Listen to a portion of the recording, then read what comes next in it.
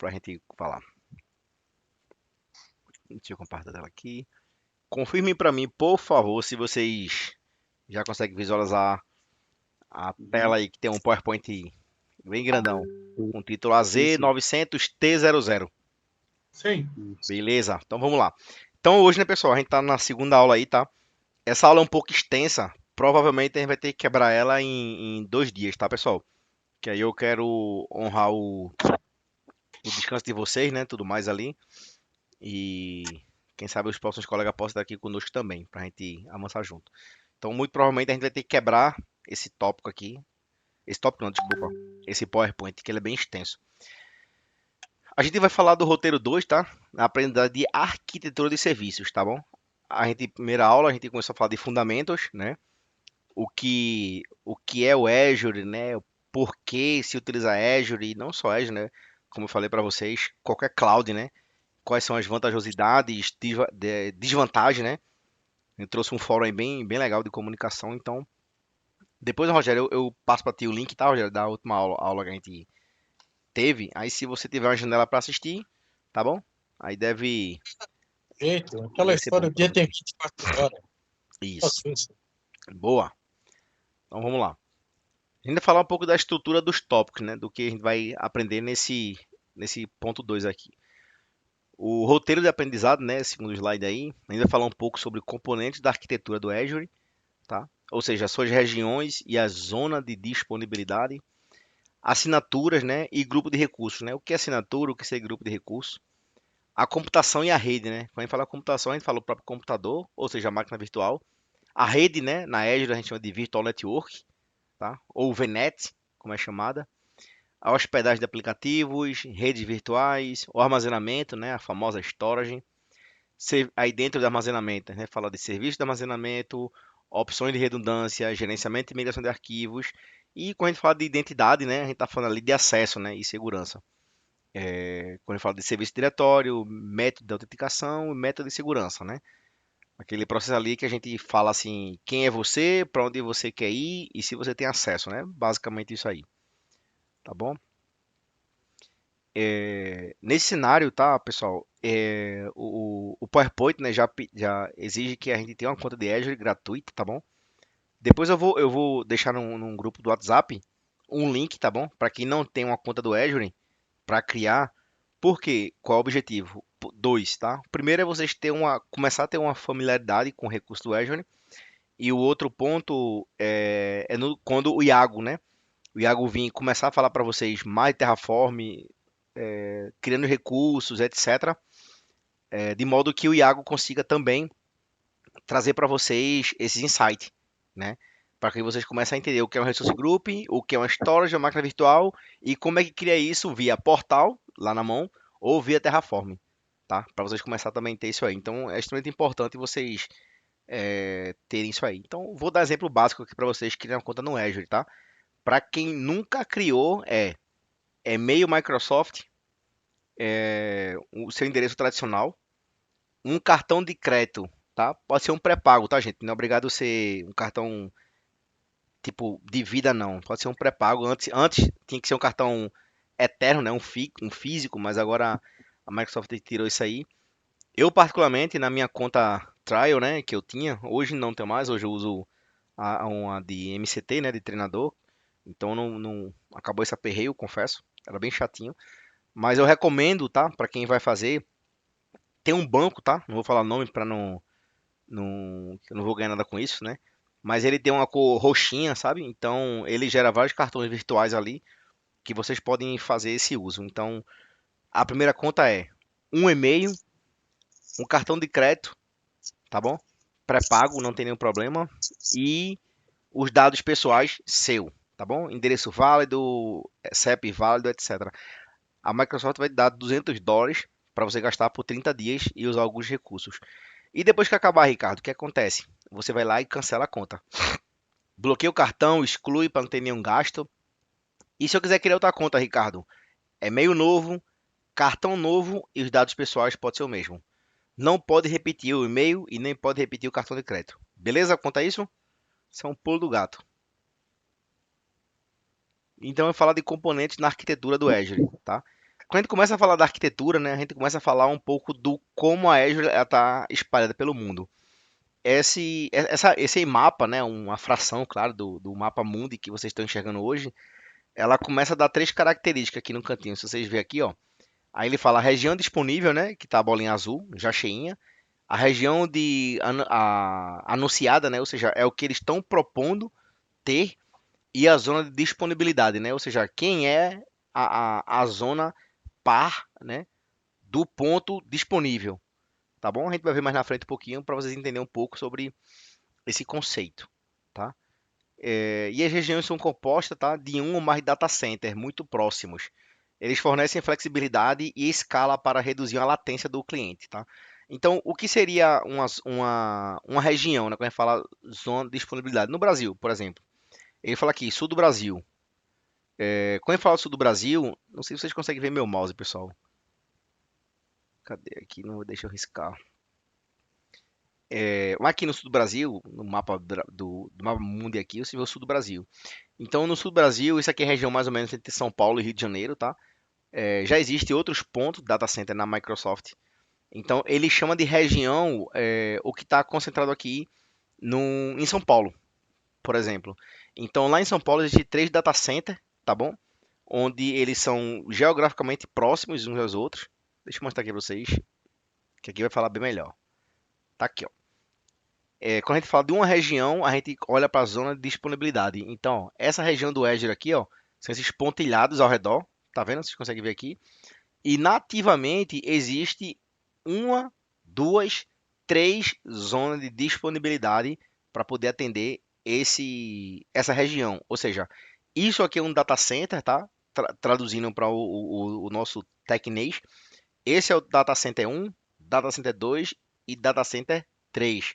Vocês vejam aqui, ó, que existe três caixinhas que estão de cor azul. Então essas três caixinhas, se você olhar, elas são replicadas nas três zonas. O que significa isso? Significa que a Azure ela é responsável em replicar toda a sua infraestrutura em pelo menos três zonas de disponibilidade, tá bom? Dentro da mesma região. Ah, Ricardo, então isso aí significa que se o data center A falhar, o B vai rodar minha aplicação? Sim, vai funcionar. E se a região do Azure, por exemplo, nessa que está aí concentrada, se os três data centers falhar, aí vai cair tua aplicação toda.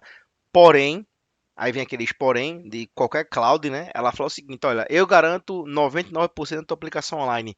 Ah, mas eu quero 100. Ó, fala o seguinte, eu te indico a tu colocar essa tua estrutura também na zona, não, desculpa, na região, vou dar um exemplo aqui, Estados Unidos, East West.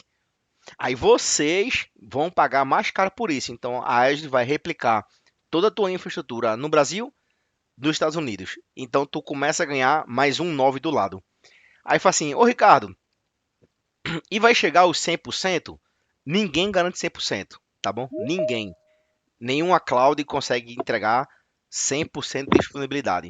O que ela vai colocar para você é frações de 99. Ela vai colocar 99, 99, 99, 99. Cada recurso que você habilitar para poder aumentar a tua alta disponibilidade, ela vai colocar o 9. Nunca vai fechar em 100. Por quê, Ricardo? Porque máquinas, sistemas são falhos. E se ela garantir para vocês 100%, nesse processo ela vai sofrer uma multa. Por quê? Ela está garantindo para você que nunca vai parar. Porém, para quem já está mexendo em cloud, já deu uma olhadinha, etc. tal, nós vemos que realmente é quase, não é impossível, é quase impossível parar. Desde que eu passei a trabalhar com Azure, né, arredondando aí quase uns 3 anos, e veja que é pouco tempo, né, que eu estou trabalhando com Azure definitivamente. Eu posso falar para vocês que eu só passei por duas situações onde o ambiente que eu operava sentiu a falha de uma região que parou. Veja, não foi um data center, foi a região. Um cliente que eu trabalhei, ela tinha muitos recursos na East West 2, tá? Que é a 2. Tem o East West 2, que também é nos Estados Unidos, tá? Isso aí foi o ano retrasado. Então a região lá parou, tá? Mas aí o que aconteceu? Toda a infraestrutura caiu. Aí depois a Microsoft começou a mover a máquina, começou a mover recurso para outra região, enquanto essa região voltava lá. Aí depois da justificativa deles, né? Que foi um problema de energia elétrica, o no break não, o gerador não subiu, tal, e por aí foi, né? Eles explicaram lá e vida que segue, né? Paciência. E aí quem reclamou com ela, ela foi e disse, não, olha, eu dei a disponibilidade, caiu a região, tudo bem. Eu tinha nos 3 racks, mas caiu, paciência. Se você tivesse em outro canto, você não tinha caído. Então, ela destrincha meio que assim, tá? A Microsoft não é tão boa quanto muitos pensam, não, tá bom? Ela é meio rude aí. Pessoal, eu ouvi alguém entrando no Teams aqui. Eu não tô conseguindo ver que eu compartilhei a tela. Mas você já conseguiu liberar para esse colega entrar? Alguém conseguiu na fila de Eu espera? liberei uma pessoa que tava aqui, Ricardo, eu liberei. Ah, tá bom. Obrigado, Almi. Se porventura, Almi, tu vê O alguém. Roberto tá querendo falar alguma coisa, aí o Rogério. Ah, legal. Pode falar, Rogério. Era outra coisa que eu ia falar. Como eu não tô vendo também o Teams, eu fico sem enxergar isso aí. Pode falar, Rogério, por favor. Uhum. Existem dois locais que são 100% garantidos. Um é o laboratório espacial em Houston, no Texas, onde está o comando da missão, e a IBM montou um sistema absurdamente grande lá, que ele é 100% disponível. Ele não cai nunca. Tá? Nem que você bote uma bomba atômica lá em cima, vai ter um bunker que vai sustentar o 100% durante todo o tempo. E outro lugar que é 100% garantido também é o Pentágono, e eles têm 100% de disponibilidade o tempo todo. Esses são os únicos dois lugares no planeta que têm 100% de disponibilidade. Outra coisa, falhas na Azure ou barra Microsoft é a mesma coisa que falar, nossa, choveu. Mais ou menos isso. Falha vai acontecer o tempo todo. Com esses pontos que o Rogério trouxe, tá? A gente vai comentar mais na frente um pouco também. Mas muito plausível aí, tá, Rogério? Obrigado pela contribuição. E sempre como eu falei também, tá, pessoal? Por favor aí, se manifestem, tragam conhecimento pra gente. Vamos enriquecer todo mundo aqui, tá? Porque aqui o Ricardo não é o mestre, o Ricardo aqui não é o professor nato, que tudo que eu falar aqui é 100% atualizado. Eu trago materiais oficiais, tá bom? Agora as atualizações são muito rápidas, né? Humanamente é impossível a pessoa ter isso em tempo real. Então, muito obrigado, tá, Rogério, pela colocação aí, tá? Então, Mas o Ricardo tem um parceiro de trabalho que esse cara aí como é que eu vou dizer, acima de foda. Esse cara chama Jesus, manja. esse aí é o nosso redentor. Então, o que acontece, pessoal? A Microsoft, tá? Ela tem uma particularidade que ela é chamada de pares de regiões, tá? Então, ela fala o seguinte aqui, ó. São 300, no mínimo, né, 300 milhas de separação entre pares de regiões, né? São réplicas automáticas para alguns serviços. Recuperação de região priorizada em caso de interrupção e atuação são distribuídas sequencialmente para minimizar o tempo de inatividade. Então, isso aqui chamam-se regiões par, tá bom? Tipo, quem é região do centro-norte dos Estados Unidos é o centro-sul, do leste dos Estados Unidos é o oeste, então cada um vai ter a sua, tá? Na prova, tá, gente? Até dar um insight aqui, ó. Na prova cai isso aqui, tá bom? Esqueci de fazer esse comentário, me perdoem. Na prova ele pergunta, até mesmo a pergunta é quantas zonas de disponibilidade existem no Azure, né? Aliás, quanto ela fornece, perdão, basicamente essa é a pergunta, tá? Da mesma forma, ela pode perguntar o seguinte aqui, ó, e vai cair bem assim, tá, gente? Qual seria o par da região do sudeste da Ásia? Cara, parece ridículo, né? Mas a pergunta é bem assim mesmo. Aí você olha aqui, pô, o sudeste da Ásia é o leste da Ásia, entendeu? Parece mentira, mas é bem assim. Tá? É uma pergunta meio tosca lá, só que ele joga meio mundo lero-lero, tá bom? E esse lero-lero termina a pessoa escorregando, mas isso aqui também é um item de prova, beleza? Tem que saber essa tabela então, né, Ricardo? Não necessariamente, sabe, Almir? Porque se você começar a olhar a nomenclatura do lado, é bem parecida. Tipo assim, ó, no Brasil, né? No Brasil, a gente tem Sul, Brasil Sul e no Rio de Janeiro, desculpa, tá mais para centro-oeste ali, né? O Rio Grande do Sul fica onde? Sudeste, né? Não, Sudeste não. Me ajuda na região, gente. Na região, me ajuda aí, por favor. São Paulo tá basicamente em Sudeste Centro, ou é é, Centro-Oeste? Eu acho que é Sudeste, né? Centro-Oeste. Sudeste. Sudeste, né? Isso, Sudeste. Sudeste. E o Rio de São Paulo, Janeiro? Rio de Janeiro, Espírito Santo e Minas Sudeste Gerais. também. Pronto. Então, pelo menos ainda tá assim. Então, veja, no Brasil é o locais que ainda tá mais próximo. Mas teoricamente eles gostam de colocar em regiões distintas, perdão, no mesma região que é o país, mas em locais é, é, mais seguros. Tá? Talvez quando a Microsoft estava iniciando um projeto no Brasil ainda, né? Talvez ela vai começar a ainda popularizar mais os data centers. Há rumores aí, tá, pessoal, que os endereços do data center são sigilosos, né? Mas vira e mexe o pessoal, tem um ali, ó, tem um ali e tal. Não tem como esconder, né? Mas eles procuram não compartilhar isso publicamente para poder evitar aí um ataque, né? Como o Rogério falou, uma bomba nuclear de repente, nunca se sabe, né? Então os caras preferem não publicar os endereços. Aí eles colocam somente ali, ó, tem nos Estados Unidos, tem no Rio de Janeiro, tem em São Paulo, tal. Então, aquela coisa, né? Só em falar o estado já diminui muito o número de pesquisa, né? Mas basicamente, Almi, é isso aqui, tá? Não precisa tu botar na cabeça, sul da Índia, Índia Central, sul do Brasil, ó, tá vendo? Ele até bota aqui, ó, sul do Brasil, que é o principal, ele bota que seria o centro e o sul dos Estados Unidos, ó, vê. O Brasil, a ponte do Brasil é nos Estados Unidos. Pra você ter ideia, veja, de todos, o Brasil é o único que não tem um par próximo, né? É nos Estados Unidos. E aqui a gente sofre de latência, né? Porque o link do Brasil já é ruim, por natureza, né? Atrasados como sempre. Ô, Ricardo, deixa eu perguntar uma coisa. Tu. Diga lá. Normalmente, esses, vamos dizer assim, só me corrija se eu estiver errado. Por exemplo, eu aqui, vamos dar um exemplo. Existe data centers, né? Tier 1, Tier 2, Tier 3. E normalmente esses Tier 3, eles alocam essas grandes nuvens, né? Por exemplo, lá em São Paulo existe a Equinix, que lá tem o SP1, o SP2, o SP3 e tem o Rio de Janeiro.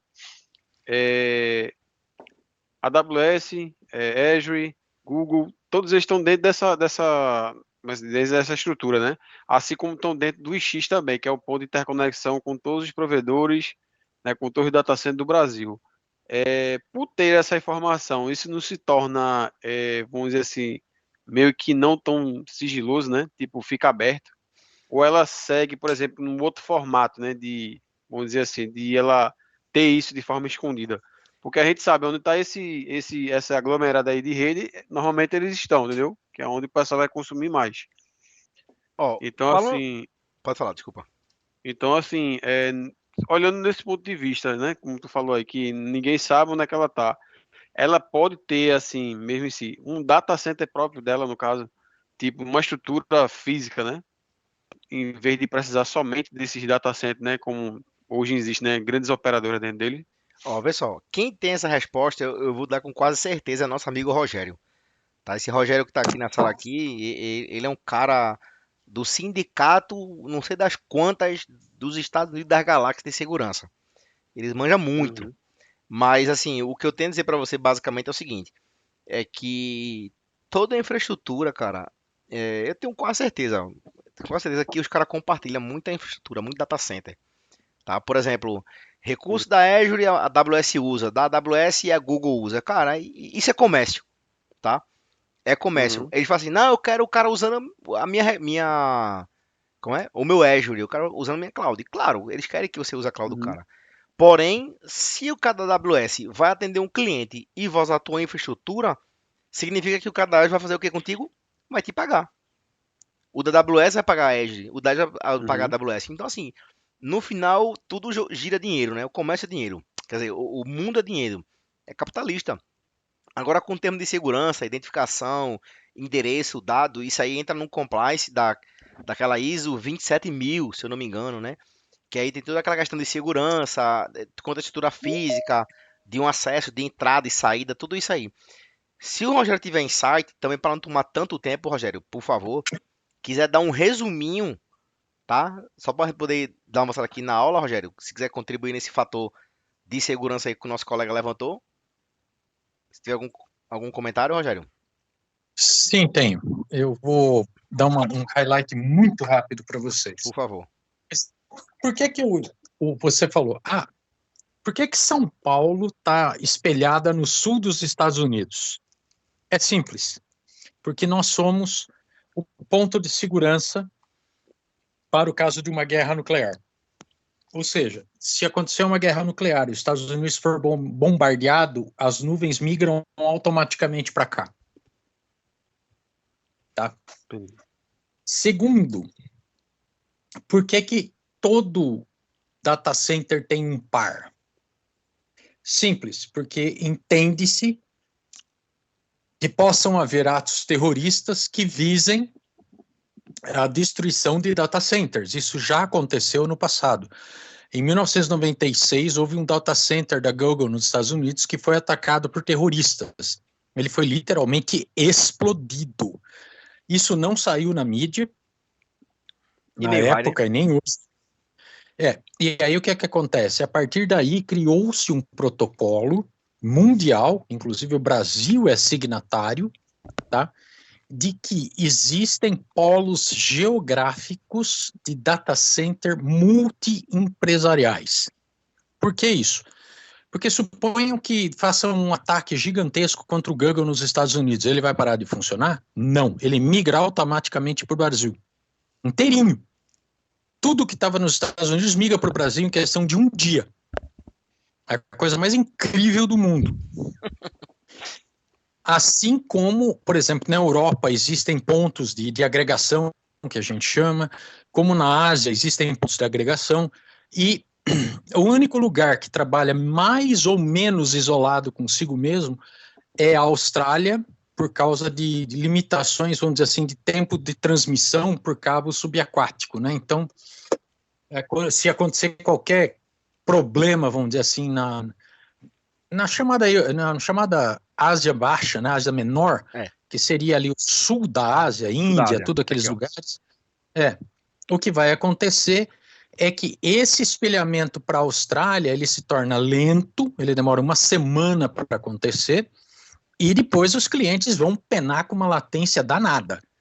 Mas, como costuma se dizer, é o que tem para hoje, né? Então, mas está se melhorando tudo isso através de redes de satélite de alta velocidade. A coisa está mudando muito, tá?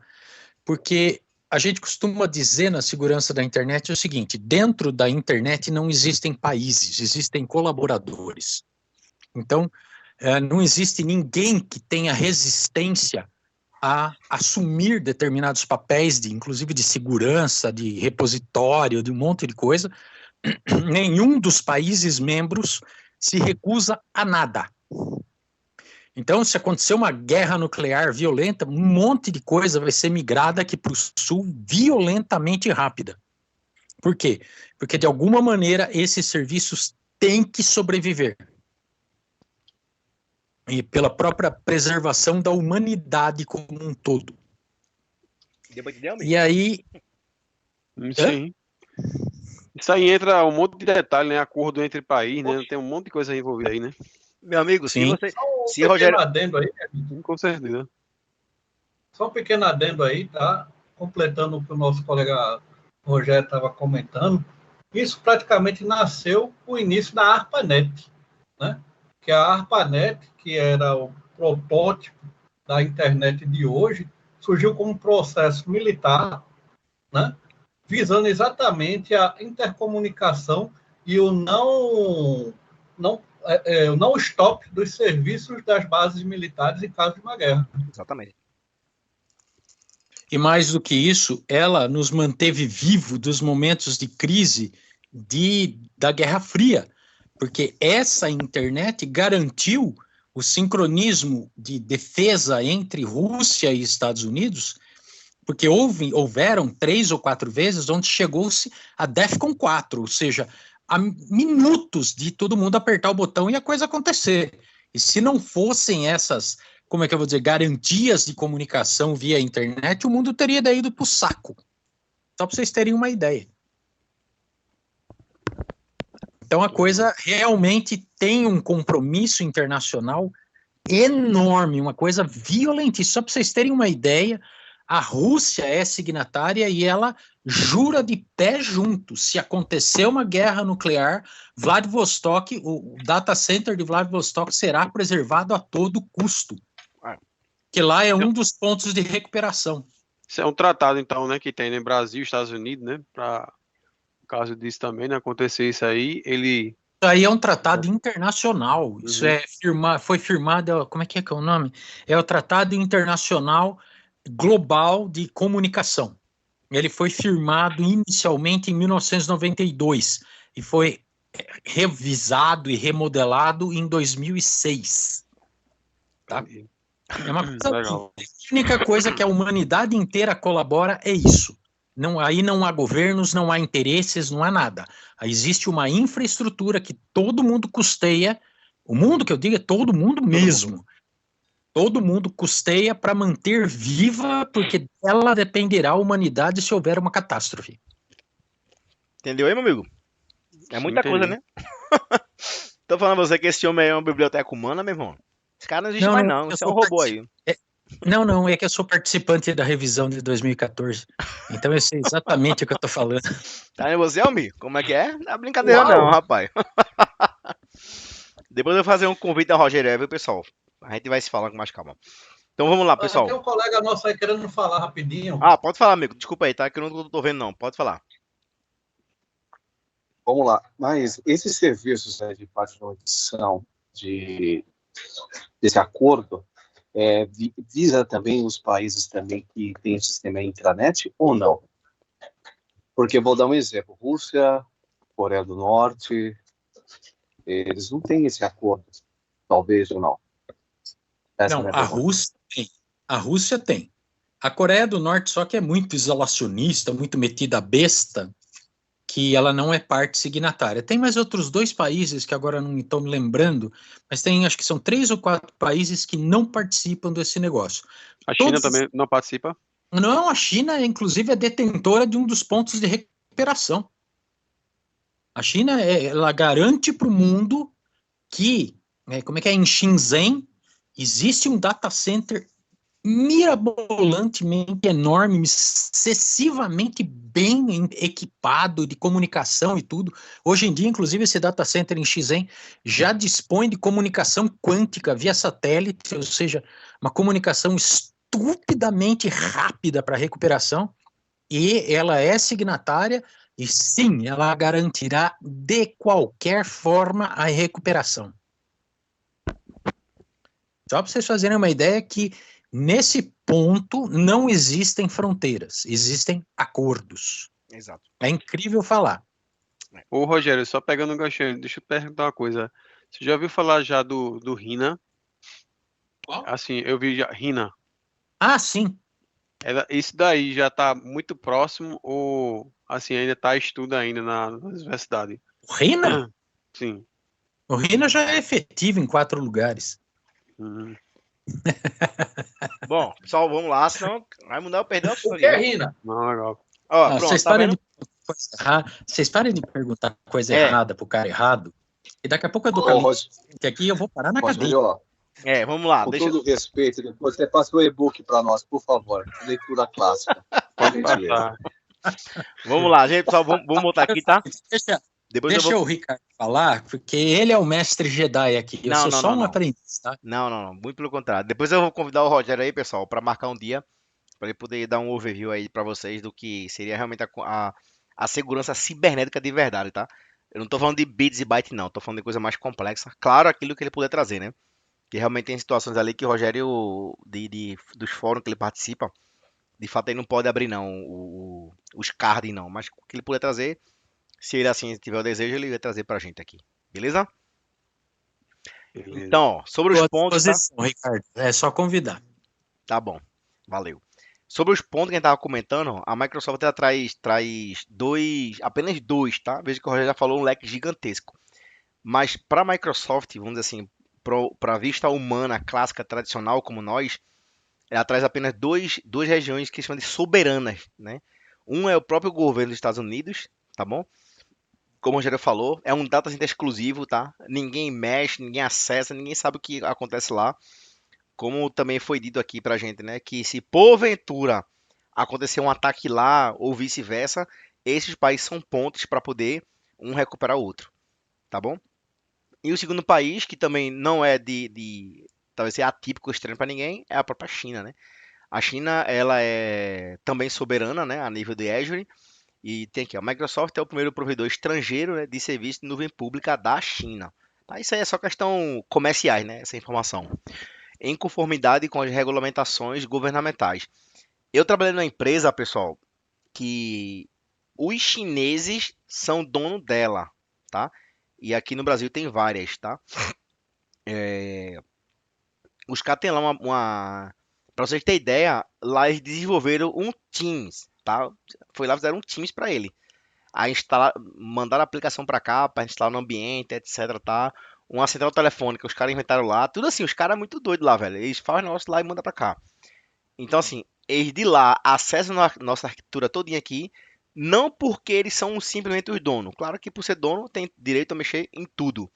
Mas a questão também governamental da China faz com que nós, brasileiros, empresa deles, não podem acessar lá. Deu para entender?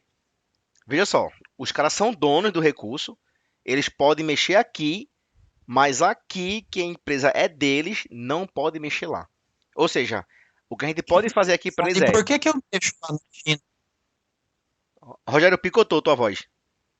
Eu falei, engraçado, por que eu mexo lá na China? Aí, explique pra gente. Traga pra nós. O que eu posso entregar para vocês é o seguinte: como membro desse conselho, eu tenho acesso total à rede global todinha. Não, para mim não existem fronteiras. É uma carteirinha, né? É o acesso VIP. Não é uma carteirinha, é um certificado. Sim, sim. Quer dizer, uma carteirinha assim, de identificação. Ou seja, o seu token é seu acesso. Então, É mais ou menos isso, mas em resumo, existem algumas pessoas no mundo que têm acesso a tudo. Vai. Por quê? Porque eles são recuperadores. então, pessoal, por favor, pessoal, não bombardeie a casa do Rogério, viu? Ele é casado, tem uma netinha que mora com ele, por favor. Não vão atrás desse token, pelo amor de Deus. Mas brincadeiras à Não, parte. não adianta vir atrás do token. Esse token só existe dentro da minha cabeça. Então, se derem um tiro nela, ninguém vai entrar em lugar nenhum. Beleza, então, Rogério, vamos lá. Então, o que a gente fala agora, né, seria o passo a passo, né, de explorar a infraestrutura global do Azure, tá? Aí a gente fala o seguinte, ó, o Explore da infraestrutura do global do Azure. Aí ele dá uma opçãozinha, esse explorar o globo, né? Após a introdução, observe a diferença, os diferentes ícones, né? Da geografia, né? Regiões, ponto de presença e assim por diante. Isso aqui, tá, pessoal? É lá no portal, tá bom? É entendendo que vocês estão com acesso ao portal e vocês vão começar a navegar nele e poder entender onde é que estão os processos, tá bom? Onde é que estão os recursos, etc. Eu vou fazer o seguinte, pessoal. Eu sei que todos que se inscreveram não estão podendo participar das aulas, mas o que estão aqui hoje, depois falem para mim, por favor. Eu vou criar uma conta na minha assinatura para vocês de Azure. Vou criar apenas leitor, tá bom, gente? Não vou deixar vocês construírem nada lá. Por que, Ricardo? A gente não pode. Por questão de custos mesmo, tá bom? Se eu abrir para todo mundo criar, daqui a pouco vai explodir lá meus gastos e vou perder o controle. Mas eu consigo criar algumas contas para vocês usarem e vocês começar a ter o portal lá acesso. Porém, recomendo que criem a de vocês, tá? Para poder complementar com a aula Terraform. Lembrando que o objetivo aqui não é simplesmente ler slide para vocês. A gente quer deixar vocês aptos para o mercado, apto a melhorar um pouco, a conhecer para quem não conhece e tá apto ao mercado de trabalho, tá? Que o nosso objetivo, Rogério, como você chegou agora, a gente quer mostrar o que é Azure, né? E o Iago também se voluntariou a poder apoiar e até ganhar tempo também, né? Que vai trazer pessoal, o Terraform. Então, eu ia terminar o Z900, depois trazer Terraform, mas o Iago fez, não, cara, eu ajudo você, eu quero também. Então, hoje a gente dá aula de Azure, quarta-feira é Terraform.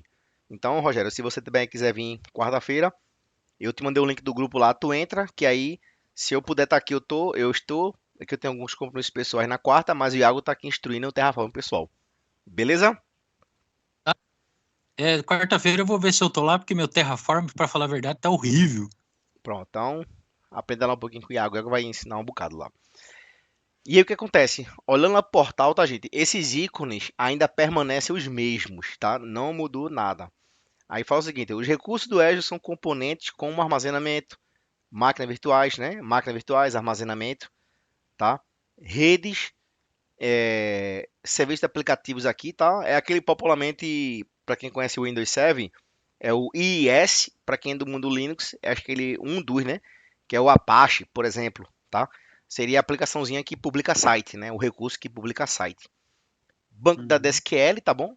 Mas na Azure também tem inúmeros, tem o Postgre, MySQL, Cosmos DB, por aí vai.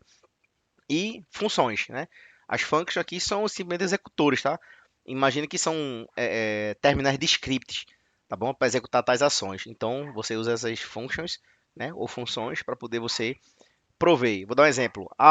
Uma função para rodar um script para reiniciar a máquina virtual de 7 da manhã e ela ligar, não, desculpa, de ligar às 19 horas e ligar ela às 6 da manhã, até para reduzir custo, essas coisas, né? Como a gente falou na aula passada.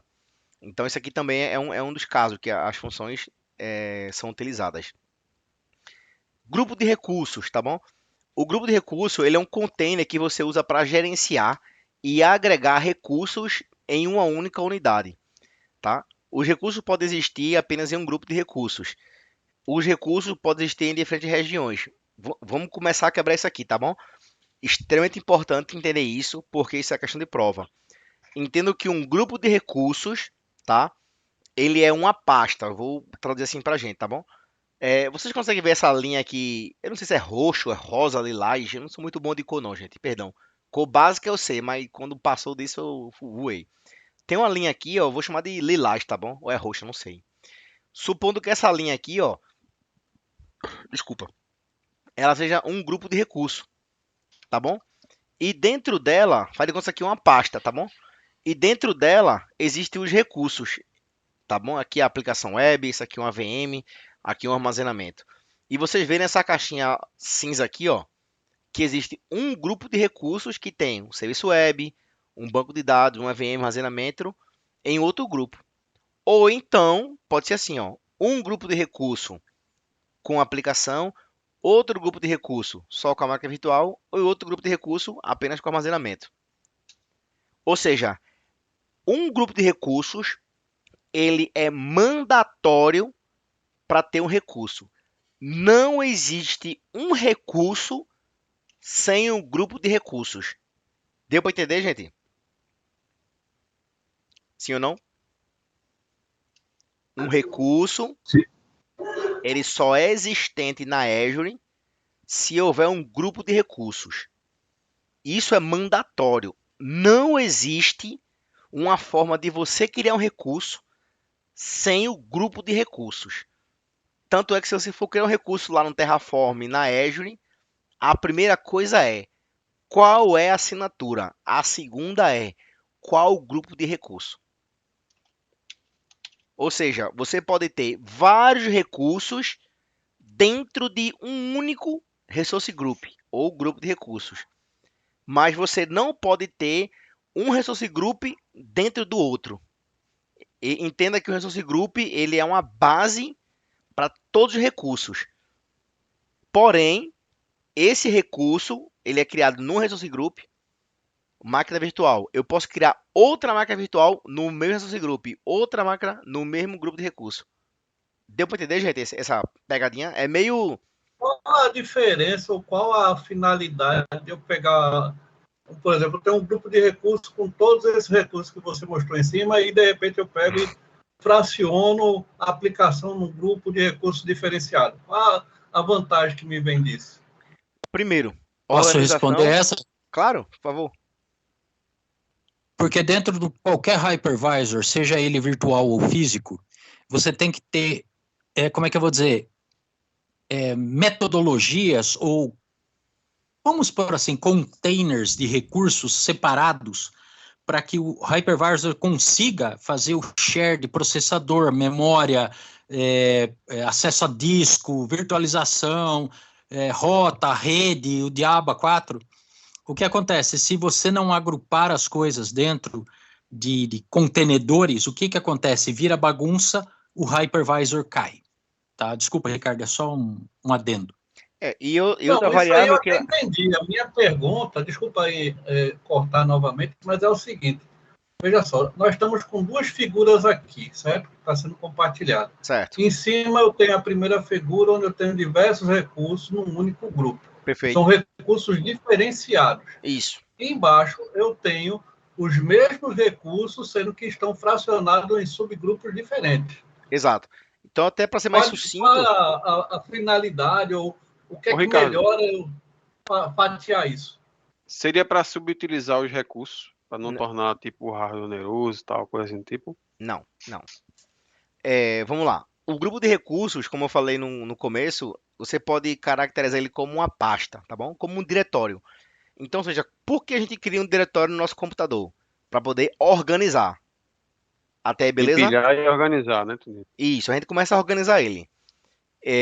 Você concorda que você pode ter em vários diretórios no seu computadorzinho, por exemplo, esse carinha aqui, que é um web app, né, uma aplicação web, em um grupo de recurso ou diretório. Você pode ter um outro também, né, um outro web app em outro diretório, ou seja, em outro grupo de recursos. Então, qual que é a finalidade que a Microsoft cria isso aqui? Basicamente, tá? Basicamente dois. Basicamente. Um é organização, tá? Por exemplo, ó, você pode organizar todos os seus recursos em um único grupo de recursos. Vou dar um exemplo. Supondo que esse grupo de recursos aqui está alocado, ele foi criado, aliás, desculpa, ele foi criado para poder atender o projeto XPTO do financeiro. Então, tudo que for alocado dentro do Resource Group aqui, desse primeiro aqui, ó, que tem as três aplicações juntas, é pertinente ao financeiro. Então, isso aí, lá no final do mês, quando eu for fatiar os meus custos da Microsoft, da cobrança, eu posso chegar nesse grupo de recursos e perguntar para o Azure, quanto foi que custou esses caras aqui todinho?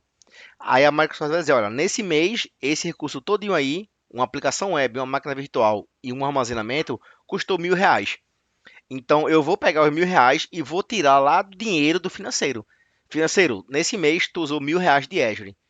Então, dos teus gastos aí, tu coloca R$ 1.000, beleza? Então, tu já faz uma provisão anual, né? De que tu todo mês tem que pagar R$ 1.000. Se passar, eu te aviso e tu coloca um dinheiro a mais. Do contrário, vai pagar os R$ 1.000. Já aqui embaixo, ele dá 3 grupos de recursos e um único recurso. Tem empresas, tá, gente? Aí eu vou falar de gestão. Tem pessoas que gostam de trabalhar dessa forma. Um grupo de recurso e tudo que for associado àquele projeto lá dentro. E tem empresas que gostam de separar um grupo de recurso por recurso. Aí você fala, mas Ricardo, para poder pegar custo de um único resource group é mais fácil, independente do que esteja dentro. Realmente, é muito mais amigável e mais fácil de fazer. Porém, se você começar a criar o grupo de recurso e esse grupo de recurso aqui for chamado apenas de web e banco de dados, então você está caracterizando esse grupo de recurso que dentro dele vai ter apenas web e banco de dados. Nesse outro, máquinas virtuais e nesse outro, armazenamento. Então, Ricardo, como é que eu vou saber que esse carinha aqui é do financeiro? Se aqui dentro já tem 200 aplicações. Aí tem um outro recurso chamado tag. Eu acho que mais na frente deve falar um pouco. A tag, ela também serve para você controlar custo. Então, o que é que eu estou dizendo? A tag, dentro desse resource group aqui, ó, você vai criar uma aplicação e vai colocar uma tag, financeiro.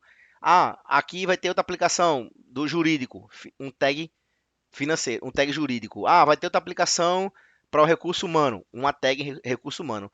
Para quando você for buscar um relatório de custos, você vai buscar pela tag e não por grupo de recurso. Então, o Azure vai trazer tudo que tiver aquela tag, ele vai dizer, ó, todos esses pacotes aqui do recurso humano custou R$ 2.000. Porém, isso é meu ponto de vista, é minha experiência vivida. Quando a gente começa a trabalhar com tag, a gente cai muito na falha humana. Por quê? Se o Ricardo não colocar a tag e o Rogério colocar, e o homem não fizer, aí começa a ter discrepância das informações. Então, para isso, o Azure tem políticas que obrigam a pessoa a colocar aquela tag.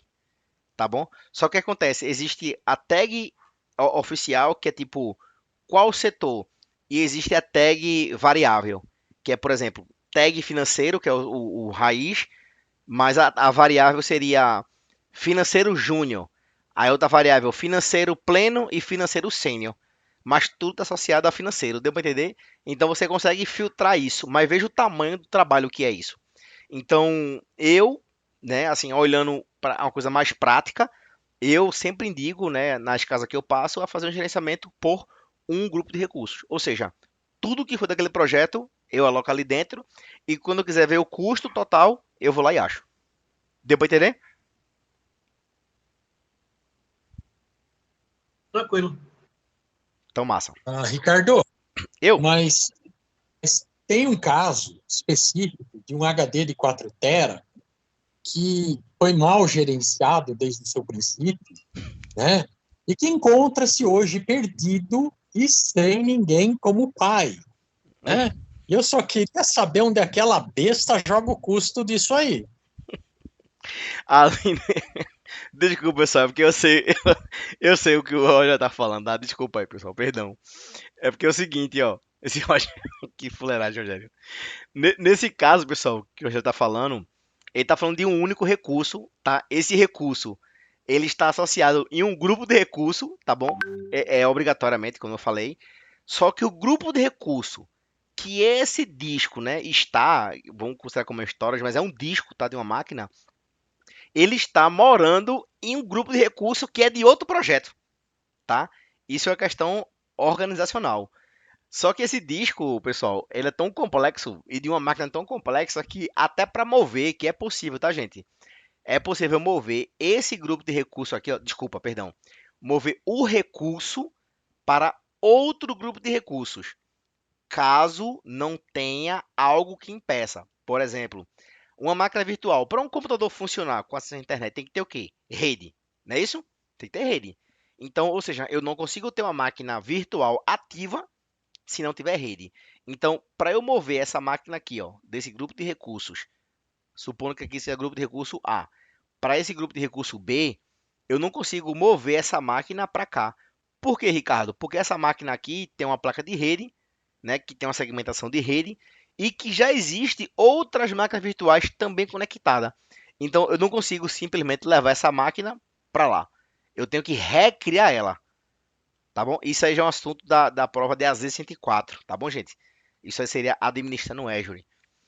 É um outro ponto que a gente vai falar, se Deus quiser, nas próximas aulas, né? Lá para frente. Mas assim, o que o Rogério falou, para responder a pergunta dele, é o seguinte: quando é que eu vejo o custo desse disco? Aí, nesse caso, lá no Azure, tem um recurso de. Não, qualquer cloud, tá, gente? Tem um recurso de custo. E aí eu chego lá naquele recurso de custos e eu pego o nome lá do dito cujo, né? E boto assim, ó, quanto é que está custando esse disco? Aí a Microsoft vai me falar, olha, esse disco por mês está ali custando R$ 4.000. Então é isso, pessoal. Resumindo é isso, tá? Existe um disco no ambiente que foi criado erroneamente, que está gravíssimo lá o cenário, tá? Só dando um review para vocês. E todo mês esse disco custa R$ 4.000 por mês para a empresa. E ninguém tem coragem de tirar aquele disco do lugar lá. Porque a máquina é tão crítica que o povo tem medo de tocar nesse disco. Pra vocês terem ideia. Deu pra entender, gente? E tem um agravante, o negócio é tão sério, mas tão sério que você não sabe aonde ela está montada. Ou seja, qual é o file system, qual é o device, ninguém sabe definir o que é que esses 4 telas estão fazendo, ninguém sabe quem está usando. Resumo, nem Deus na causa, meu velho. Deus falou, olha, filho, então eu estou ocupado aqui, deixa esse disco aí, tá? Pois é. Aí assim, pessoal, o que acontece? Eu tô respondendo a mensagem dos alunos aqui no WhatsApp. O que acontece? Esse disco, tá, pessoal? É de uma máquina muito complexa, muito sensível. E por mais que vários especialistas de banco de dados chegou lá, de Linux, de Windows, de Azure, e mesmo de cara, até que a AWS se meteu lá nesse negócio. Todo mundo falou a mesma coisa. Meu irmão, quanto é que essa máquina custa aí, parada? Não, é rodando por mês. Ah, essa máquina tá custando R$ 30.000 por mês. R$ 30.000 uma máquina, pessoal. R$ 30.000 uma máquina. Beleza, se essa máquina parar, quanto é que ela vai parar? Quanto é que ela vai custar parada? O prejuízo. Cara, passa a ser R$ 30.000 por hora. Então, uma pergunta clássica, gente. Vale a pena mexer numa máquina dessa? Não é melhor pagar os 30 mil por mês do que perder 30 mil por hora? Ou seja, em uma hora você paga 30 dias. E é 29 dias multiplicado por 24 horas de faturamento positivo. Então não dói nada, né, gente? Vocês concordam comigo? Para poder fechar esse ponto. Ou seja, esses R$ 4.000 é pago como tirar um cravo de uma espinha no rosto aí. Beleza? Eu mesmo, desculpa me interromper aí, mas na minha humilde opinião, eu faria um backup dessa máquina aí e tentaria rodá-la local. Essa máquina, ela tem... Aqui, só se você realmente olhar o cenário, mas aí, vou dar uma visão para você. Essa máquina tem, salvo engano, 44 discos. Ela tem... É uma máquina monstro, meu irmão. Se eu não me engano, parece que é 32 GB de processador e 128 de memória, eu acho que é isso. E aí o que acontece? Ela roda um Linux que não tem mais update, não é isso, Rogério? Não tem mais para onde andar. O Linux tá cheio de falha, tá cheio de dor. Então, assim, eu não vi o nome do colega que falou, me perdoe, tá? Mas trazer essa máquina para on-premise, meu irmão, pra você ter ideia, pô, você não quer nem reiniciar essa máquina, pô. Imagina fazer uma movimentação desse tamanho, entendeu? É muito sério isso. É uma máquina extremamente complexa. Então, realmente, ela dói, tá? Mexer nela é dor, é muita dor. Então, todo mundo que olhou aquela máquina, ninguém, nenhum analista quis assinar esse acordo, não. Aí deixou quieto lá. Beleza? Só uma ideia, quem perguntou, não lembro quem foi que perguntou, essa máquina Foi eu, Xavier. Xavier, essa máquina é tão crítica, mas tão crítica que para uma empresa inteira. Ela leva uma empresa inteira à falência se ela cair. Ok. Exatamente. Aí por isso que eu falei. Esse disco, né? Vamos supor assim, essa máquina custa 30 mil por mês para a empresa. Mas essa máquina rodando, ela custa. Ela custa não, ela faturando para a empresa, né? É mais de 30 mil por hora. Então, gente, pelo amor de Deus, não, nem mexe nisso aí. É uma história que ninguém quer mais tocar. Aí os coordenadores lá e os gerentes já, cara, deixa pra lá. E pra você ter ideia, já rolou até cotinha. Já rolou até uma palavra lá. Rapaz, faz cotinha e paga esse disco aí. Deixa como tá aí. Pra vocês terem ideia do escândalo que é essa máquina. Então, Não, assim, você precisa ter uma ideia, a máquina espelho dela é 10 vezes mais complexa, 10 vezes mais bichada, e eu vou dizer uma coisa para você, e tem um cara lá dentro, que por acaso é o gerente de TI, que fala, não, tá tudo certo.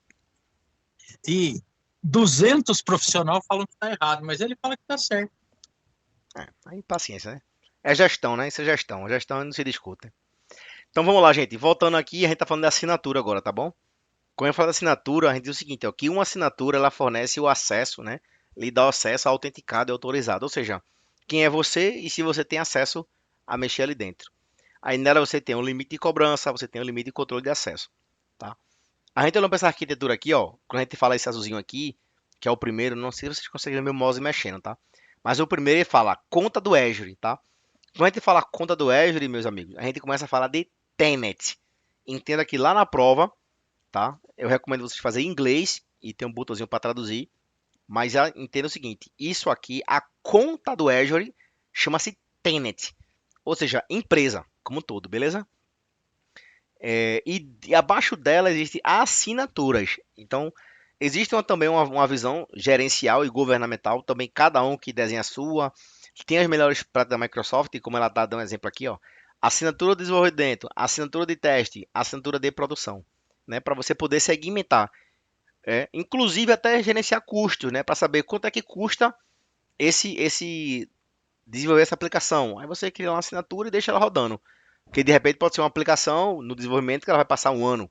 Então você vai ver quanto custou aquilo ali. E aí aqui embaixo, ó, ele traz alguma opção de controle de contas, né? Tá nesse símbolozinho aqui de dinheiro. Então ele começa a mostrar aqui, ó, cobrança, né? A forma, né?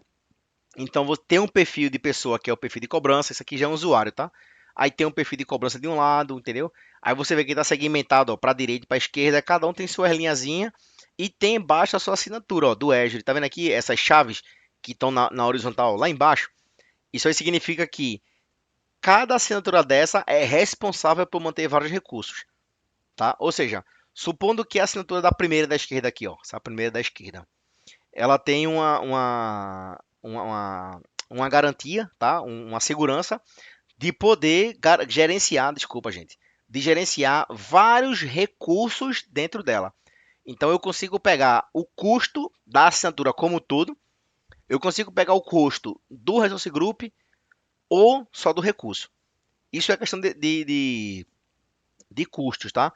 Existe lá na Microsoft um treinamento gratuito dela que ela dá esse detalhe de custos também, tá? É bem interessante. Inclusive, tem uma profissão hoje chamada FinOps, tá? Se me perdoe a pronúncia do inglês, mas significa uma pessoa que é operacional de financeiro. É o profissional que ele é apto a estar fazendo esse controle, tá? Aí o cara fala assim, não, Ricardo, peraí, pô, é possível eu trabalhar cuidando do ambiente e gerenciar custo. Quando você está falando de uma empresa que está pagando 1.000, 10 mil reais, 50 mil reais por mês, tá beleza. Mas quando você começa a gerir uma empresa que tem 2, 3, 4 milhões de reais por mês, você não consegue não, meu amigo. Porque vai chegar no dia 5 ali, o teu gerente vai falar o seguinte, Almi, cadê o relatório de custo? Aí tu, não é porque eu tava na reunião, é porque a máquina deu problema, é porque o app service parou. Cara, ele não quer saber não. Ele quer saber o dinheiro que vai ter que me levar pro diretor por ver, assinar o cheque e pagar. Mas a cobrança chegou de 4 milhões de reais. Aí vem a pergunta, de onde foi que gastou 4 milhões, se no mês passado foi 3 milhões? Por que você não viu isso? Aí começa, meu velho, o salame. Então, por isso que hoje nasceu essa profissão chamada FinOps, né? É o cara que é um financeiro operacional. Eu conheço muitos profissionais que eram de infraestrutura, que eram da área de desenvolvimento, etc. Tal, gostou dessa área e migrou, tá? Foi-se embora. Hoje, inclusive, um deles está se dando super bem, graças a Deus. Para vocês terem ideia, só para também dar um saborzinho, esse cara hoje está pegando uma empresa, não vou falar nome nem nome da pessoa na empresa, mas ele está pegando aí 17 mil reais, tá? 17k, tá bom? É um PJ lindo, então ganhando dinheiro literalmente livre, tá? E só para gerenciar Ô, custo, tá? Ricardo, Eu, você poderia, por favor, voltar para o slide anterior, só para me fazer uma pergunta muito rápida? Você falou que cada assinatura, vamos dizer assim, contém os recursos, as partes do recurso que a ela pertence, tá? certo? Estaria cada assinatura dessa ligada, vamos dizer assim, diretamente a um contrato? Ou, vamos dizer assim, todas elas poderiam fazer parte de um contrato só? Vou lhe falar aqui, ó. Eu acho que fica melhor para lhe responder aqui. Isso aqui é uma forma que a Microsoft chama de gerenciamento de grupos, tá bom? Se vocês olharem esse ícone aqui, o primeiro, dá para ver que, não sei se no mundo todo vocês dá para enxergar, mas existe uma bolinha roxa ou lilás. Eu não sei se consegue enxergar, que é a primeira. Essa Seria primeira uma conta bolinha. master, uma conta master, vamos dizer assim, que agrega Não, todas as outras. eu vou chamar ela que é o contrato, como o Rogério Hum. perguntou. Ela é o contrato. Uhum. Aí abaixo dela, você vê que tem umas perninhas, né? Como se fosse um V de cabeça para baixo. Uhum. Abaixo dela, eu já tenho essas bolinhas azuis, que ainda são chamadas de grupos, de membros, beleza? Mas abaixo dela, desculpa pessoal, abaixo dela eu tenho uma assinatura, tá vendo aqui essa chavezinha? E do lado direito eu tenho outra assinatura. Então, ou seja, aqui, ô Rogério, como você perguntou, aqui é o contrato master que a empresa tem com a Microsoft, tá bom? E você gerencia dentro da sua empresa os recursos por assinatura. A Microsoft ela não vai te cobrar por número de assinatura. A Microsoft vai te cobrar pelo custo total. Se você tiver 500 assinaturas, ela tá nem aí. Ela vai dizer o seguinte, ó, aqui em cima, nesse roxinho, está me dizendo que você tem 500 assinaturas. E cada assinatura dela custou R$ 500.000. Então ela vai te cobrar isso aí. Então o contrato tá aqui, Rogério. Agora, existe outras formas, pessoal. Isso aí é uma. Eu não sei se isso é legal, tá bom? Quando eu falo legal, é judicialmente pela Microsoft. Eu trabalhei para uma empresa que essa empresa tinha um cliente que esse cliente vendia o acesso da assinatura dela para outras empresas. Vamos lá. Eu trabalhei para a empresa A. Essa empresa A tinha um cliente B. Esse cliente B vendia para várias empresas o mesmo serviço que a empresa que eu trabalho vendia. Então vamos lá. A empresa B, que contratou a empresa A, que é no trabalho, pagava, vou dar um exemplo aqui, tá? R$ 1.000 para mim de salário, para eu poder atender a demanda deles. Só que a demanda deles, eles vendia isso para outras empresas. Então ele começou a criar várias assinaturas para essas empresas lá fora. E aí ele cobrava R$ 3.000 para aquele cara fazer. Não, desculpa. Cobrava R$ 3.000 para poder entregar um serviço. Aí o cara pagava a empresa B pagava a empresa A para eu executar. Vê só que negócio, um artimanha aqui. E ele pagava quanto? R$ 1.000. E os R$ 2.000 era lucro. Qual foi o trabalho que a empresa B teve de fazer? Só o meio. Não fez nada. E ganhou o dobro. Deu pra entender o que eu falei? Ou não? Sim. Tranquilo. Assim, não sei se isso é legal, tá bom? Mas, assim, lá no fundo a Microsoft ganha de todo jeito, né? Eu não sei se isso é Então, possível. o cliente final é quem está vendendo o serviço, no caso, né? Para a Microsoft, né? Não, o cliente final estava usando o recurso. O cliente final Eles que Não, seria mas estavam então, você. eu digo assim, colocando em termos de recurso, né? contrato. Em termos do contrato, o cliente final é quem está renegociando isso para o cliente, né? Vamos dizer assim, que vai utilizar o recurso, né? Isso, A exatamente. Microsoft, É entendeu? isso. Aí o cliente final pagava o serviço, que era os R$ 3.000 que eu pedi não, que eles pediram, né, o B, mais o valor gasto na assinatura. Então era 3.000 mais X. Deu para entender? Para poder entregar o negócio. E no final das contas, a empresa B só pagava R$ 1.000 para mim e para os outros analistas que éramos obrigados, cara, pelo contrato, de atender a demanda que ele pediu. Ou seja, quem pediu foi a empresa B, não foi a empresa C, D, E e F. Mas a empresa B estava vendendo tudo para os caras fora. Deu para entender o que eu estou falando? Ele estava subilocando, né, o recurso, né? Exatamente, meu amigo. Palavra perfeita. Muito obrigado. Essa é a palavra. É, meu amigo, o mundo é dos espertos. E continuando aqui, ó, aí tem um grupo de recursos, né? Que é aquilo eu falei para vocês, ou seja, tem a assinatura, tem que existir o grupo de recursos e dentro do grupo de recursos existem os recursos. Ou seja, você vê que não existe recursos sem antes ter o grupo de recurso. Não existe o grupo de recurso sem antes ter a assinatura. E não existe assinatura sem antes ter o contrato com a Microsoft. Deu para entender, Rogério? Com certeza. Obrigado, meu velho. Pronto. E aqui também, né, aquela mesma história de como vocês estivessem já com a assinatura criada, né, para poder criar uma máquina virtual e monitorar o grupo de recursos, né. Mais uma vez eu falo, tá, pessoal? Daqui a pouco eu vou colocar o link lá no WhatsApp para quem puder criar conta. Criem para vocês poderem gozarem mais do Terraform. É extremamente importante esse lado aí. Beleza?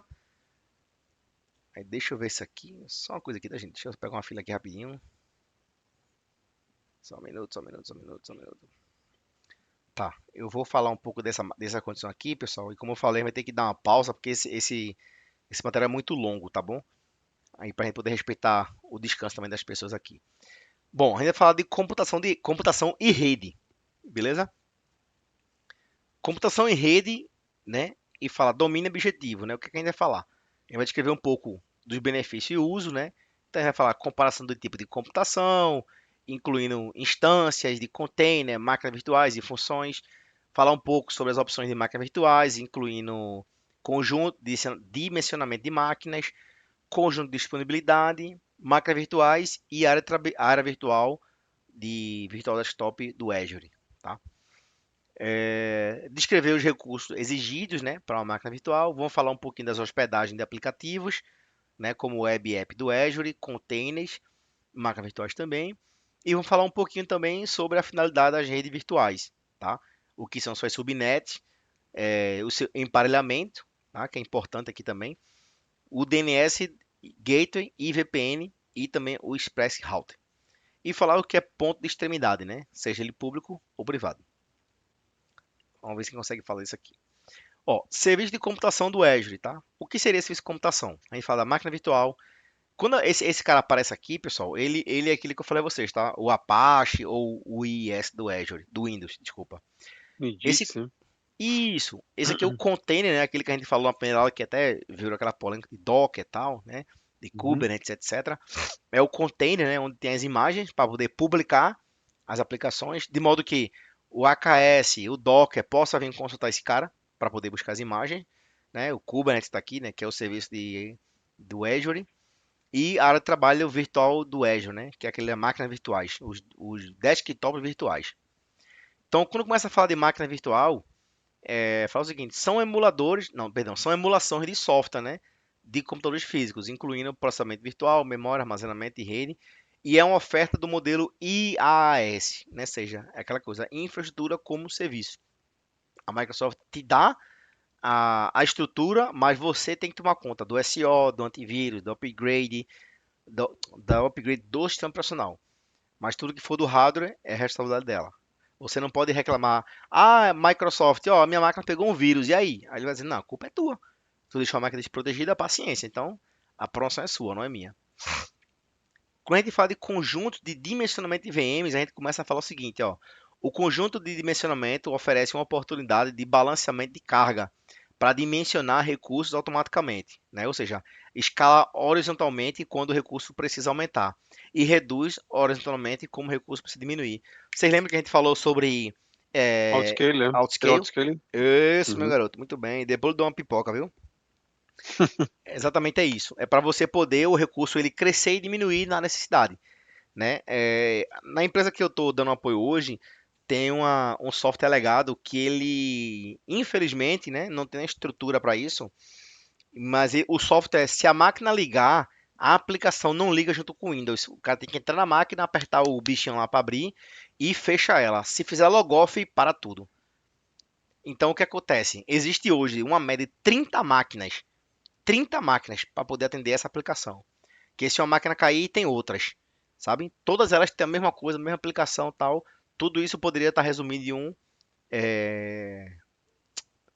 outscale, ou seja, uma máquina base, né? Um exemplo.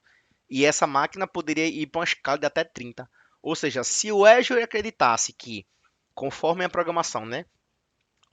Se chegar o processador de 50% e chegar a memória de 50%, cria outra máquina.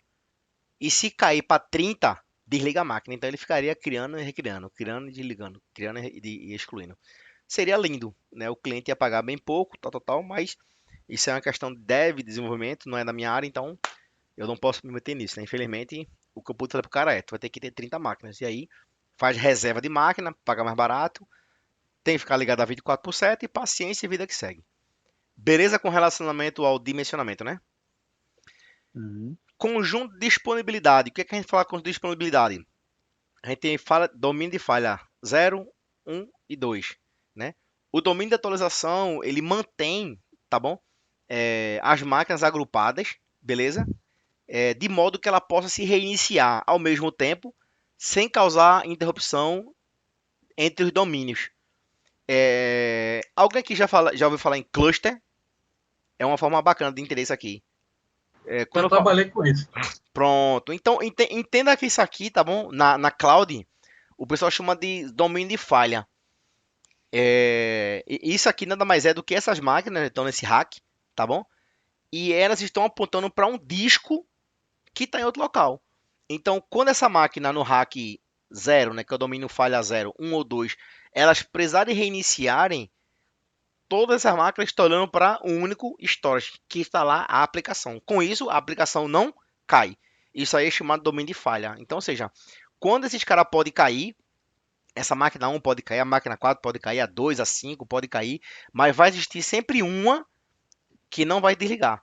Feita essa aqui, por exemplo, se essa 1 reiniciar aqui, o D1 tá aqui também, no rack 2, Então, se essa máquina aqui reiniciar, essa aqui não reinicia, ela espera. Então, ou seja, essa aqui, ela faz parte dessa família. Então, esse cara aqui vai reiniciar, todas vão reiniciar, menos essa. Que seria aqui, VM6 Posso fazer do um D1. adendo? Por favor, traga pra gente. Eu já trabalhei na última empresa com o cluster, como você estava comentando, né, de alta disponibilidade. E uma coisa que eu tive que aprender na marra, porque quando foram fazer lá o projeto, eu não participei, foi antes da minha entrada na empresa, né? E o pessoal esqueceu do seguinte: não adianta eu ter esses domínios separados se eu não tiver recurso suficiente de memória e processamento capaz de suportar caso o rack 1, a máquina 1 pare, o rack 2 onde eu tenho a VM2, tem espaço de disco, espaço de memória e processamento suficiente para aguentar a migração dessas máquinas. Perfeito. Isso ainda hoje tem muito problema com isso, tá? Muito problema com isso. Nem se preocupe que isso não morreu não, tá? Ainda existe. O que é que o pessoal faz? O que o colega trouxe pra gente foi o seguinte, ó. Tem que haver uma medição de processamento. O que tá rodando aqui na 1, 2, 3, 4, 5, 6, vamos supor, todas têm que estar rodando, no meu ponto de vista, tá? A no máximo entre 30% e 40%. Por quê?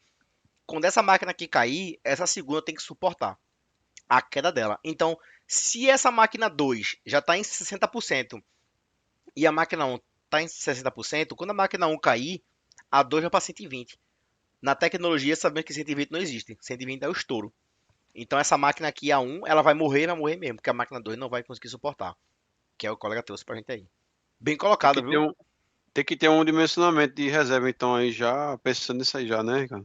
Exatamente. Olha, a gente falou nas primeiras aulas. Na cloud, se não houver um desenho do que você quer utilizar, você terão inúmeros problemas. Parada de recurso, indisponibilidade, custo altíssimo, tudo porque não houve um gerenciamento. A palavra é nuvem, gerenciamento. Acabou-se. Se não houver, é dor de cabeça. É esse disco aí de R$ 4.000 que o nosso colega trouxe pra gente. Também, né, no mesmo conceito aqui, entendendo que você já tem acesso ao portal do Azure, né?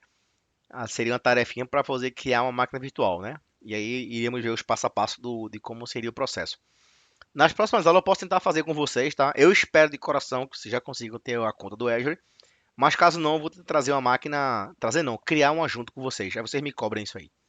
Beleza? E aí a gente fala agora de área de trabalho virtual do Azure, tá?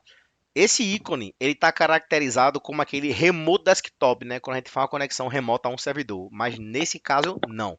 Nesse caso, são estações de trabalho, tipo o Windows Client, tá? O Windows 10, o Windows 11, depende de qual que esteja necessitando no teu ambiente, onde várias pessoas se conectam nesses terminais. Vou dar um exemplo clássico que usa esse carinha, é centrais telefônicas de cobrança, né? É aquela pessoa que liga ali para mim, Ricardo, tu pagou o cartão não, não sei o que tal, o cara fica ligando o dia todinho. E aí eles utilizam uma estação lá na Azure, lá na AWS, na Google e por aí vai. Qual que é a vantagem disso? É que o cara da administração ele tem o controle da máquina, tem um controle do antivírus, tem um controle de acesso, tem segurança e dá uma máquina qualquer para o usuário lá na ponta. Pode ser, ó, pode ser até um celular. O cara dá até um celular e o cara se conecta nesse computador aí através desse celular. E aí toda a segurança e a aplicação está lá dentro, não está no computador.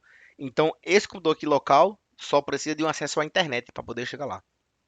E lá vai ter várias máquinas todas prontas, aptas com poder computacional excelente para poder atender a necessidade. E aí vem toda aquela questão de gerenciamento, reserva, segurança, tudo que for pertinente a um melhor ambiente. Deu para entender o que é esse conceito aqui? Eu? Rogério, Por favor. queria fazer uma proposta de negócios para você. Meu Deus. Fala aí, Rogério. Fica até Quer marcar preocupado. um dia? Não. Quer marcar um dia para que eu explique para vocês como funciona o HACMP e o HMC, que são os dois serviços que controlam a escalonabilidade de uma máquina, a escalonabilidade automática de uma máquina? Ó, seria bacana. Você veja um dia que você pode, eu agendo com o pessoal aqui, a gente publica. Quem puder participar, a gente vem. Eu vou fazer o seguinte, então. Depois eu converso com você via WhatsApp, a gente troca uma figurinha, Fechado. dá uma acertada, e aí, se for o caso, eu preparo um materialzinho para a gente escolher um dia e apresentar, tá bom? Opa, maravilha. Então aí, pessoal, tá vendo aí? Só bacana, viu? Professor, posso fazer só um pequeno adendo? Mande. É o seguinte, é só por curiosidade, tá? Existe um serviço similar a esse que você mostrou aí, do área de trabalho virtual do Azure, tá? Embora não seja na nuvem pública, eu usava muito lá na empresa, chamado Go Global. Não sei se vocês já ouviram falar. É uma Não. aplicação bem interessante que ela simula mais ou menos essa mesma área de trabalho virtual do Azure, ou Tem global a várias. aplicação. Tem uma aplicação. Ricardo, Oi, melhor exemplo disso seria o Citrix. o Citrix é o que eu ia falar agora. Tem um Citrix, tem um outro da própria Microsoft também, que é o Web App. Web App Remote. Em vez de ter um cliente desse tipo aqui, você usa o navegador da internet. Aí lá no navegador da internet você coloca sua credencial e lá ele vai carregar as aplicações e você carrega tudo via web. Então tu abre o CorelDRAW, tu abre o jogo de CS. Eu trabalhei numa empresa que a gente implementou o AutoCAD, para vocês terem ideia. Os engenheiros viajavam para. É uma empresa hidrelétrica. Hidrelétrica, energia solar e eólica. Os engenheiros usavam notebook bem ralezinho, pô, bem ralezinho. E quando os caras queriam trabalhar, projetar, atualizar a planta, né, essas coisas da arquitetura lá, os caras abriam essa aplicação, fechavam a internet, se conectavam no servidor e abriu o AutoCAD, velho. Aí do outro lado, cara, tem que ter uma máquina potente para segurar, né? Então, esse cenário de virtual desktop, tá, gente? Isso não é nada novo, não. Isso é muito antigo. O Citrix, né, como o Rogério deu exemplo, ele é um clássico, né? Eu acho que eu nem nasci e o cara já tava rodando já. Então ele não é nada assim, entendeu? Não tem essa. Já tem sim sua moral de tempo. Serviço de container, né, do Azure, tá? Quando a gente fala de container, a gente fala o seguinte, ó, que o Azure ele fornece um ambiente leve e virtualizado que não exige o gerenciamento do sistema operacional e pode responder a alterações sob demanda, né? O que a gente falou? Tem um container do Azure, né? Que isso aqui é um Azure Container Registry, é o nome dele lá na Azure, tá bom? Ele é um recurso PaaS, né? Ou seja, a Azure toma conta dele com upgrade, segurança, etc, tal, e eu faço a demanda de configuração. Então, ou seja, é uma tecnologia compartilhada. E isso também cai em pergunta, tá, gente, da Z900. Qual recurso é considerado PaaS? Aí bota lá, máquina virtual, um container REST ou um web app. Aí você, putz, espera aí, eita, lembrei, é um container REST, é esse cara aqui. Aplicações de container, né? Também é um PaaS, tá vendo aqui, ó. Aí ele gerencia instância, né, que pode balancear carga, etc. Então, ou seja, é um container mais avançado que esse aqui, que ele se gerencia ainda com um balanceamento de carga entre ele, tá? E o Kubernetes, né? Que é um serviço de orquestração para container, tá? Com arquitetura distribuída de grande volume de container. Então, esse carinha aqui, ó, o último, ele é um orquestrador de várias aplicações. Então, ele é único e ele orquestra, vou dar um exemplo aqui, dependendo do tamanho que ele foi criado, ele pode suportar ali até 5.000 aplicações rodando simultaneamente. E ele, mó tranquilo, feliz da vida, super confortável.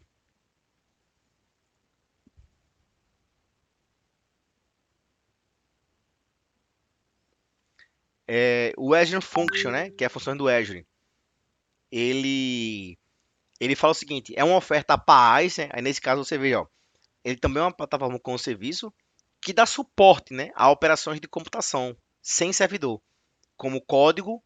O código é baseado em eventos e é executado quando chamado, sem exigir uma infraestrutura de servidor durante os períodos inativos. Lembra como eu dei um exemplo? Existe Esse uma não é o função serverless. Esse é o serverless. Serverless? como fosse um Que sem server. servidor. Não, não, Uhum. não, não, não, não, não, não, não, não. Não, né? Isso aqui é só uma ação, tá? Imagina que isso aqui é um bate. Pronto, pega um Infraestrutura bate. como código. A infraestrutura como código seria isso? Não, não, não. Imagina Não, que é um né? bate. Não tem um ponto bet que a gente bota lá no Uhum, scriptzinho? sim, sim, Pronto. sim. Imagina que isso é um ponto bet. Não é bem isso só isso não, tá? Tô falando sucintamente, tá bom? Esse é um cara que tem códigos por dentro dele que ele dá uma ação para executar. Não, ele executa um evento para executar uma ação. Deu para entender? Sim, sim. Então, assim, não é Então ele um não server. precisa de máquina física, então, no Não, caso, não. né? Ele é um acionador, entendeu? Pronto, vamos pegar esse raiozinho como um É um choque, tá ligado? script, vamos dizer um script, é um script. Exatamente. Pra E, executar. e já tem Beleza. muitas coisas, tá? Hoje ainda é utilizado, mas já tem muitos recursos que a Microsoft já está descontinuando ele, tá? Não é que ela está indo contra ela, é porque os recursos estão melhorando, estão tendo o que precisava de funções fora, a Microsoft colocou ele dentro. Deu pra entender? Tipo, tu vai lá e configura. Aí tu não precisa de alguém de fora para tocar nele, que ele mesmo se resolve. Deu pra entender? Sim, sim. Beleza. A comparação, né, de computação, e fala máquinas virtuais, né, é um servidor baseado em nuvem que dá suporte a ambientes, Windows ou Linux, né, útil para migração lift and shift, né, ou seja, isso aqui é aquela questão, tá no on-premise, leva para nuvem, buf, aí vai de bolo, né, é chamado lift and shift, venha como está, né, vamos dizer essa palavra. O pacote de sistema operacional, né, completo, incluindo o sistema operacional e de host, né, tem toda a arquitetura que um host precisa, né, área virtual de trabalho remota, né, fornece uma experiência de área de trabalho do Windows, né, baseado em nuvem. Aplicativo dedicado para conexão ou uso acessível de qualquer navegador moderno, né? Você pode acessar ele através não só de um cliente, como também do navegador. Você pode fazer o logon de vários clientes, permite que os usuários façam logon no mesmo computador ao mesmo tempo. Ou seja, uma única estação na Azure pode ser um hospedeiro de mais de 20 pessoas. Depende da tua licença, depende da tua configuração para suportar a galera. E os containers, né? O container é um ambiente leve, em miniatura, adequado para a execução de microserviços, né? Projetado para escalabilidade e resiliência por meio de orquestração. Os aplicativos e serviços são empacotados em um container e que fica na parte superior do sistema operacional do host. Vários containers podem ficar em um sistema operacional. Eu não vou garantir, tá, gente? Mas eu vou convidar um amigo meu também para ganhar tempo, para ver se ele pode vir falar um pouquinho sobre o cluster de AKS, tá bom? Sobre esse carinha aqui, ó. Esse carinha aqui, ó. Só vocês terem ideia mais ou menos do que é, do quão poderoso isso aqui é. Isso aqui, tá, pessoal? Até a nível de mercado, tá? O cara que manja disso aqui, ó. Entendeu? Tem um bocado de emprego garantido aí, viu? Pronto. Por fim, gente, hoje eu vou parar por aqui, tá bom? Vamos falar de serviço de aplicativo do Azure, tá? Que os serviços de aplicativos do Azure, eles consistem em uma plataforma totalmente gerenciada para criar, implantar e dimensionar aplicativos web, né? Seja APIs, muito mais rápido. Aí ele trabalha com .NET Core, Node, JSON, né? O Java, Python e PHP. É uma plataforma PaaS com requisito de nível corporativo, de desenho de segurança e conformidade. Então, é simplesmente uma plataforma que a Microsoft tem, ela oferece para que a pessoa possa desenvolver os aplicativos dentro dela e sair publicando seus containers e as variáveis. Na próxima aula, pessoal, a gente vai falar sobre... Ah, não, cara, deixa eu fechar isso aqui. Pronto, o outro lado é mais tranquilo. Só para dar um ponto aqui, fechando esse insight, ó. Quando a gente fala de serviço de rede, tá bom? A rede virtual do Azure, né, ou chamada VNet, com a abreviação, lá na Azure a gente chama de VNet, permite que os recursos do Azure se comuniquem uns com os outros e com a internet, também com a rede locais. Aí, ou seja, existe ponto de extremidade público, que é acessível de qualquer lugar na internet. Ponto de extremidade privado é acessível somente dentro da sua rede.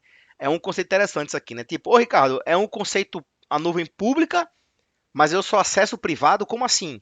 Né? Então a gente fala de VPN, a gente começa a falar de peering, a gente começa a falar de túnel, tudo isso aqui dentro, né? Ou seja, é uma rede que está na Azure, teoricamente pública, mas eu só acesso se tiver uma segmentação determinada.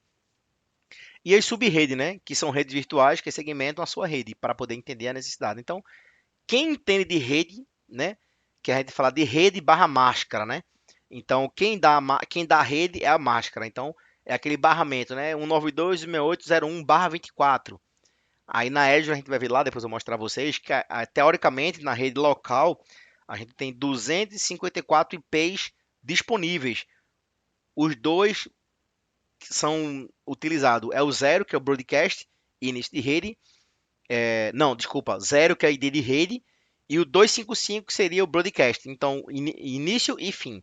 Já a Azure, ela come 4, meu Deus, ou é 4 ou 5, agora desculpa pela dúvida aqui agora, ou 4 ou 5 IPs dessa rede. Então, 1/24, que deveria usar 256 menos 2, a Microsoft come mais 2. Eu acho que são 4 no total. Então você fica aí com 252 IPs livres. É muito IP, Ricardo, é muito IP, mas depende da tua rede, depende do teu ambiente, não dá para nada. Para um ambiente de cluster, como eu estou falando de AKS, por exemplo, isso não significa nada. 252 processos cresce como você virar um copo com água rapidinho. Tá bom? O próximo passo, ele vai falar de configurar essa rede, né? Para fazer uma publicação de um serviço, de uma máquina. A gente ia fazer isso aqui, mas como a gente não tem como construir agora, a gente vai ficar para as próximas atividades. Beleza? Então, na próxima aula, pessoal, a gente vai iniciar daqui, ó. Vamos falar de serviço de rede, né, do Azure e o gate de VPN. O que é um gate de VPN, tá bom? A gente vai falar um pouquinho sobre O isso Albi aqui. quer dar uma olhadinha, quer falar um negocinho aí. Não, beleza, eu vou ter o compartilhamento aqui. Vou parar a gravação aqui, tá, Almi? Para poder não ficar muito longo para os colegas, tá bom? Não, tranquilo. Que vai trazer depois aqui pra gente assistir.